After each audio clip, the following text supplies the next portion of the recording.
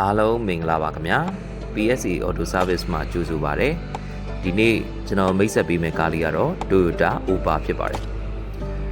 ဒီ Toyota Oppa ကားလေးဆိုလို့ရှိရင်တော့မိသားစုကြဲကြဲဝန်းဝန်းစီးလို့ရပြီးတော့ Engine Power 1.8 နဲ့ရွှေရောင်ကားလေးဖြစ်ပါတယ်ကားကတော့ Manually License 9 and Number နဲ့ဖြစ်ပါတယ်အခုဒီကားနဲ့ပတ်သက်တဲ့အသေးစိတ်အချက်လက်လေးတွေကိုကျွန်တော်ရှင်းပြပေးပါမယ်I know you told your friend you're not okay. And tell me what's wrong and why you never said you felt that way.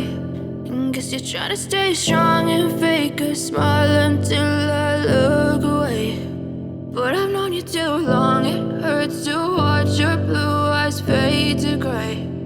as you fade away. As you fade away.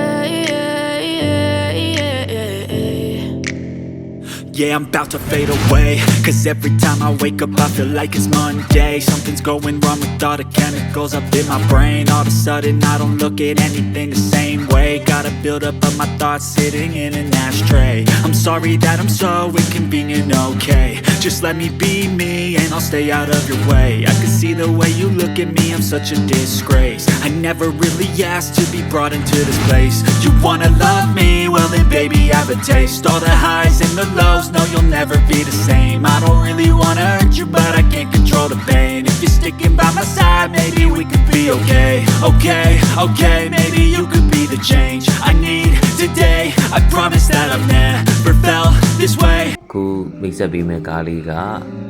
Toyota Oppa 2001 model ဖြစ်ပါတယ်ခင်ဗျာဒီကားလေးဆိုလို့ရှိရင်မိသားစုကြဲကြဲဝန်းဝန်းစီးလို့ရတဲ့ကားမျိုးစားတစ်ခုဖြစ်ပါတယ်ကားရဲ့အရှည်ကတော့ကျွန်တော်တို့ Toyota Wish နီးပါးလောက်ရှိပါတယ်အကျယ်အတွင်းကျယ်ကလည်း Wish လောက်ရှိပါတယ်ဒါပေမဲ့ထူးခြားတာကတော့ Toyota Wish ကခုံ3တန်းဒီ Toyota Oppa ကတော့ခုံ2တန်းဖြစ်ပါတယ်ခင်ဗျာဒီကားလေးကတော့ Engine Power 1800cc 1.8 နဲ့အစွဲရုံတော်တော်မောင်းကောင်းတဲ့ကားဖြစ်ပါတယ်ဒီကားမှာထူးခြားတာကတော့ဒီရှေ့က grey ပေါ့နော်ကားရဲ့ share တွေကတွေ့နေကြ Toyota ရဲ့ grey နဲ့မတူဘူး Toyota logo မပါဘူးဒါလေးကတော့ထူးခြားပါတယ်သူ့ရဲ့ရုပ်ထွက်ဒီဇိုင်းကကျွန်တော်တို့အပြင်ကနေရုပ်တရက်ကြည့်လိုက်မယ်ဆိုရင် Toyota ကားလို့မထင်ရတော့ပါဘူးကားရဲ့ license သက်တမ်းလေးကျွန်တော်ကြည့်ပြပါမယ်license ကတော့2001 model 9 and number ဖြစ်ပါတယ်ခင်ဗျာ Manually license ဖြစ်ပါတယ် license သက်တမ်းကုန်ဆုံးမဲ့ရက်ကတော့2023 9လပိုင်းအထိဖြစ်ပါတယ်ဟုတ်ကဲ့ကျွန်တော်အခုကားရဲ့ engine ခန်းလေးကိုရိုက်ပြပေးပါမယ်ကားမှာတက်ဆင်ထားတာတော့ engine power 1800cc 1.8 Toyota Wish မှာသုံးစွဲထားတဲ့ engine နဲ့အတူတူပဲဖြစ်ပါတယ်ထိုနည်းတူစွာကျွန်တော်တို့ Katina စက်ရုပ်တို့ Toyota ရဲ့ Corolla တို့တော်တော်များများမှာဒီ engine ကိုအသုံးပြုပါတယ်ခင်ဗျာကားကအတိုက်ခိုက်လုံးဝမရှိပါဘူးဆွဲရုံလဲရန်မောင်းကောင်းပါတယ်ကျွန်တော်ကားနဲ့ပတ်သက်ပြီးတော့ engine ပိုင်းတွေအောက်ပိုင်းတွေအားလုံးစစ်ဆေးပြီးတော့လိုအပ်တာလေးလုပ်ထားပါတယ်ဝယ်တဲ့သူအတွက်လက်တင်စီအနေထားကိုရရှိမှာဖြစ်ပါတယ်ခင်ဗျာနောက်ပြီးတော့ကျွန်တော်ဒီကားမှာကျွန်တော်တို့တာယာလေးလုံးအသစ်ထည့်ထားပါတယ်ကားတော့အလွိုင်းဝီးလေးတွေနဲ့ပါကျွန်တော်တို့တာယာလေးလုံးလုံးက2022ဒိတ်နဲ့ဒါလေးလုံးအသစ်ပါခင်ဗျာ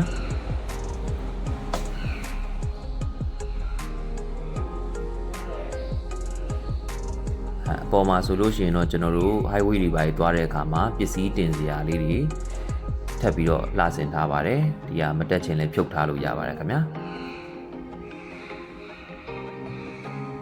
ကားရဲ့အချိုးလေးကတော့ကျွန်တော်တို့ hatchback ကားနည်းနည်းကြီးတဲ့ hatchback ကားပုံစံလေးနဲ့ဆင်တူပါတယ်ခင်ဗျာ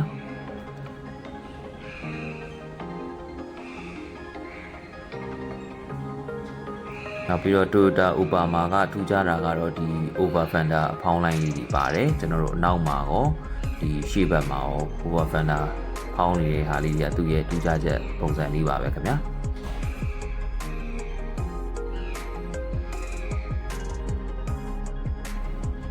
ဆက်လက်ပြီးတော့ကျွန်တော်ကားရဲ့အတွင်းပိုင်းလေးရိုက်ပြပေးပါမယ်ဒါတော့သူ့ရဲ့ side cover နေရာဖြစ်ပါတယ် power window ပါauto down တစ်ပေါက်ပါပါတယ် central lock တွေပါပါတယ်ထိုင်ကုန်ကတော့ motor တွေပါမပါပါဘူးရှေ့ထိုင်ကုန်ကအသားရောင်နဲ့ဖြစ်ပါတယ်ခင်ဗျာ ကျွန်တော်တို့ပုံမှန်ကားအများစုလိုမျိုးဂီယာထိုးတဲ့ဟာကိုအလဲမှာမထားပဲနဲ့ကျွန်တော်တို့ဟန်ဂီယာစနစ်နဲ့ပြုလုပ်ထားပါတယ်ရှေ့မှာကျွန်တော်တို့တိုင်ကွက်ကြည့်တဲ့ဟာက digital display နဲ့ဖော်ပြပါတယ်မောင်းတဲ့သူဘက်ကနေပဲမြင်ရပါတယ်ခင်ဗျာဒီ passenger ဘက်ကနေလာကြည့်မယ်ဆိုရင်မမြင်ရပါဘူးမောင်းတဲ့သူပဲမြင်ရတဲ့ပုံစံမျိုးနဲ့လုပ်ထားပါတယ်ထိုင်ကုန်လေးတွေအားလုံးကောင်းမွန်ပါတယ်အပေါက်ပြဲမရှိပါဘူးခင်ဗျာကျွန်တော်နောက်ဘက်ခန်းလေးရိုက်ပြပါမယ်နောက်ဘက်ခန်းကထူးခြားတာကတော့သူကဒီရှေ့ထိုင်ကုန်နဲ့အယောင်မတူပါဘူးဒါ Toyota Oppa ရှေ့ခုံကအသားရောင်နဲ့လာတယ်အနောက်ခုံကတော့ဒီလိုမျိုးအမဲရောင်နဲ့ထုတ်လုပ်ထားပါတယ်ဒါ Toyota Oppa ကားတိုင်းကဒီလိုဒီဇိုင်းလေးနဲ့လာပါတယ်ခင်ဗျာဟုတ်ကဲ့ကျွန်တော်နောက်ခန်းလေးကိုရိုက်ပြပေးပါမယ်ဒီနောက်ဘက်ခန်းပစ္စည်းတင်တဲ့နေရာကတော့ကျွန်တော်တို့အခြားသောကျွန်တော်တို့စလုံးကားသေးလေးတွေရဲ့ size လောက်ပစ္စည်းတင်လို့ရပါတယ်နှစ်ပေကျော်လောက်တော့ကျယ်တယ်ခင်ဗျဒီရှေ့ကုံကိုခောက်ထားမယ်ဆိုရင်လည်းပစ္စည်းတွေတစ်ဖြောင်နဲ့များများတင်လို့ရပါတယ်အားသာချက်ကတော့ကျွန်တော်တို့ဒီအလဲတန်းခုံမှာထိုင်ရတဲ့သူကတော်တော်ကြဲကြဲဝန်းဝန်းနဲ့ထိုင်ရပါတယ်ကားရဲ့အယောင်လေးကအခုလိုမျိုးနေရောင်ထဲမှာဆိုရင်ကျွန်တော်တို့ငန်သားရောင်ဖြော့ဖြော့လေးလို့ရွှေရောင်လေးလိုမျိုးတော်တော်လေးကြီးလာပါတယ်original စီးသားလေးတော်တော်များများကျန်ပါတယ်ကျွန်တော်ဒီရှေ့ပိုင်းအတွင်းကန်းလေးတွေရိုက်ပြပါမယ်ခင်ဗျာဒီနေရာကတော့ကျွန်တော်တို့မှန်ကျိုးမှန်ကောက်မှန်ချိန်လေး fault light နေရာလေးဖြစ်ပါတယ်ခင်ဗျာ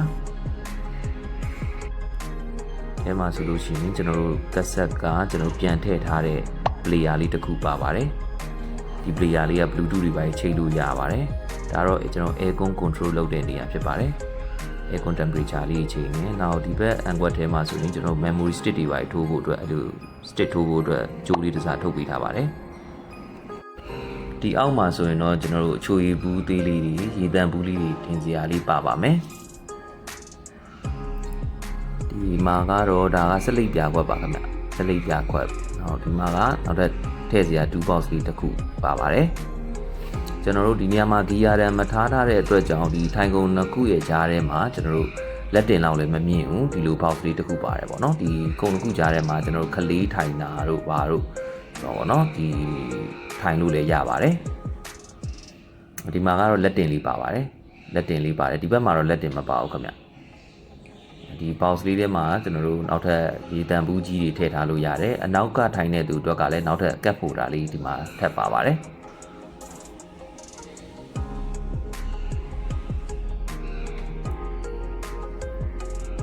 ပြီးတော့ကျွန်တော်တို့ဒီမှာဒိုင်ကွက်ပေါ့နော်ဒိုင်ကွက်နာကိုကျွန်တော်ရိုက်ပြမယ်ခင်ဗျစနှိုးကြည့်လိုက်ပါမယ်ဒီဒိုင်ကွက်ကကျွန်တော် zoom ဆွဲပြမယ်မြင်ရလားတော့မသိဘူးဒီမှာဆိုလို့ရှိရင်ကျွန်တော်ကီလိုမီတာက3,66000ရှိပါပြီဒီမှာဆိုလို့ရှိရင်ကျွန်တော်တို့ gear position တွေပြပေးတယ်เนาะကျွန်တော်အခု gear ထိုးကြည့်လိုက်မယ်ဒါဆိုရင် N မှာ D ပေါ့နော်ဒီဝင်သွားပြီဆိုရင်အဲ့နေရာမှာ green လေးဝိုင်းပြီးတော့ပြပေးတယ်နောက်တစ်ခုကကြတော့ကျွန်တော်တို့ speed နဲ့မောင်းတယ်ပေါ့နော် highway မှာ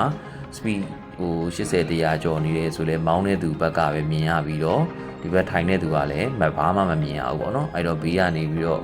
ဟိုချစ်သူတို့မိဘတို့ပါလာလဲကိုဘလောက်ရှိန်မြန်နှုန်းနဲ့သွားနေတယ်သူတို့မမြင်ဘူးကိုစိတ်ကြိုက်မောင်းလို့ရတယ်ဒီရှေ့မျက်နှာစာ dashboard မှာဆိုလို့ရှိရင်နောက်ထပ်ထည့်စရာ box လေးပါပါတယ်ကျွန်တော်ကတော့ဒီထဲမှာဒီ widget တို့စာရွက်စာတမ်းတို့စာအုပ်တို့ဘောပင်တို့ထည့်ထားလို့ရပါတယ် dashboard ကတော့ကျွန်တော်တို့ fiber အမှာနဲ့ပဲလုပ်ထားတာဖြစ်ပါတယ်ဒီဘက်မှာဆိုရင်လည်းကျွန်တော်တို့ဒါလီ8နေရာလေးတွေပါနောက်တစ်ခုကသူ့ရဲ့ဒီမှာထားထားတဲ့မှန်ကွင်လေးတွေကကျွန်တော်တို့ကားမောင်းသူအတွက်ပေါ့နော်မျက်ကွယ်တိတ်မဖြစ်စေပါဘူးဒီမောင်းရတဲ့ experience အရဟိုမြင်ကွင်းတွေကြည့်လို့ကောင်းစေပါတယ်ခင်ဗျာနောက်ထပ်ထူးခြားချက်တစ်ချက်ကတော့ဒီ Toyota Oppa ရဲ့ဒီရှေ့မှန်ဘေးကဘောင်ပေါ့နော်ဒီဘောင်ဟာဆိုလို့ရှိရင်တော့တခြားမြင်တွေ့နေကြကားတွေနဲ့မတူဘဲနဲ့ဒီနေရာရဲ့တိဆောက်ထားပုံကနည်းနည်းထူးခြားပါတယ်ဒါဒီလိုပုံစံကတော့အခုနောက်ပိုင်းခေတ်ကားတွေမှာအတွေ့အများတယ်ပေါ့နော်ဒါပေမဲ့လည်းဒီ Toyota Oppa ကကျွန်တော်တို့2001 2002ခေတ်လောက်တည်းကသူ့ရဲ့ဒီဇိုင်းကဒါမျိုးခေတ်ရှိပြေးတယ်ပေါ့နော်ဒီနေရာကိုဘောင်ကိုအမဲလုပ်ထားတယ်ဒီနေရာရဲ့ဒီဇိုင်းချိုးထားတာလေးဟာဒါသူ့ရဲ့ထူးခြားချက်လေးတစ်ခုပါပဲခင်ဗျာကားရဲ့အလွိုင်းကလည်းငကိုကျွန်တော်ဝယ်စဉ်က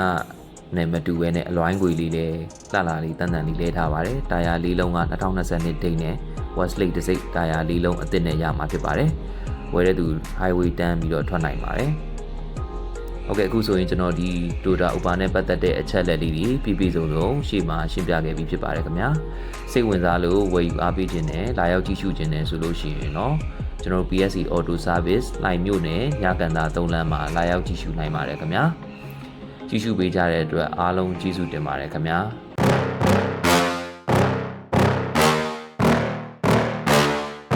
Yeah. Please tell me that I can't, that I won't, that I fail, that I'll never make it out, yeah.